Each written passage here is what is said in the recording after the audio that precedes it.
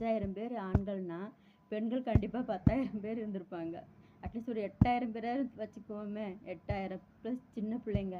எப்படியும் ஒரு 20,000 ஒரு 15க்கு மேலே ಜನರು ಇರ್ತಾರಲ್ವಾ? 15,000 ಮೇಲೆ ಜನರು ಬಂದಿರ್ಬೋದು. ಅಷ್ಟು ಜನರಿಗೆ ಮೈಕ್ ಇಲ್ಲದೆ எப்படி ஏசப்பா பிரசங்கம் பண்ணியிருப்பாங்க. அதையே நான் யோசிச்சுட்டு இருக்கிறேன் அப்படின்னு எப்பவுமே அவ சொல்வா. எப்பவுமே சொல்லிட்டு இருப்பா. எப்படி ஏசப்பா பிரசங்கம் பண்ணியிருப்பாங்க அவ்வளோ பேருக்கு அப்படின்னு சொல்லி. அப்ப ஆண்டவருடைய சத்தம் வந்து என்னது? கேதுரு மரங்களை முறிக்கிற மாதிரியான சத்தம். பெண்மான்களை ஈனும்படியான சத்தம்னு சொல்லி பைபிள்ல வசன சங்கீதத்துல சொல்லப்பட்டிருக்குது அவருடைய சத்தம் அப்படின்னு.